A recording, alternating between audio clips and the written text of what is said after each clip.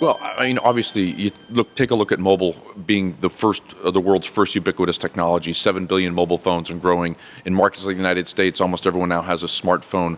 We heard speakers before me from Walmart already talk about the role that mobile plays as people make buying decisions or commerce decisions. Mobile is going to transform not just the payments ecosystem, but the broader commerce ecosystem. And so I'd say that this conference is very well timed, and I'm not surprised, that you're getting the response to this event that you have in San Francisco for the first time.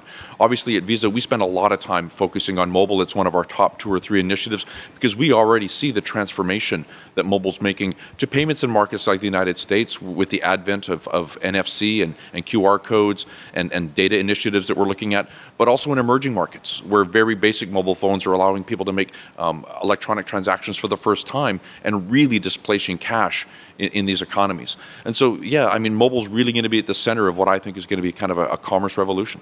Sure. I mean, traditionally, you think about the world in kind of 2 ways. There's developed markets and developing markets. And if we think about areas of Southeast Asia, Sub-Saharan Africa, the Middle East, we're seeing these economies grow at the fastest rates of any countries in the world.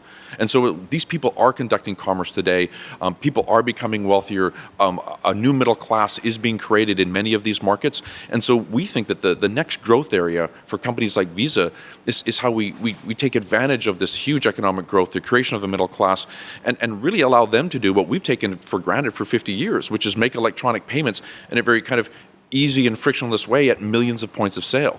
And so the 3 things we focus on is, on the one hand, putting a very basic or allowing them to have a very basic electronic account on their mobile phone, and then linking that to a plastic card, the second one, so they can really feel part of the payment ecosystem that we take for granted. And then the third one is what's going to happen with mobile point of sale.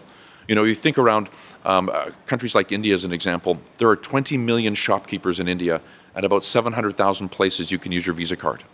With mobile point of sale, there's going to be millions of additional merchants that don't require access to 24-hour electricity, 24-hour telecommunications, taking a couple $100 and spending it on an acceptance terminal. They can take their very basic mobile phone with an attachment and a basic piece of software and become a merchant that accepts Visa. And so I think those 3 things together are really going to allow this middle class to participate in electronic payments in the way that, as I said, we take for granted. We heard it today, I think, from Wendy, and I'll repeat it. This is early days. There are going to be things that don't necessarily work. We're going to see a lot of innovation. Some of it will succeed. Some of it won't be able to scale. I would say that we need to really start continuing to kind of focus our efforts on making the investments in innovation.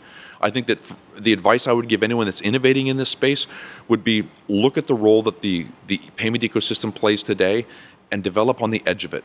I don't think that there's anything that's going to replace 50 years of infrastructure that connects the banks and the merchants and the consumers that we've created.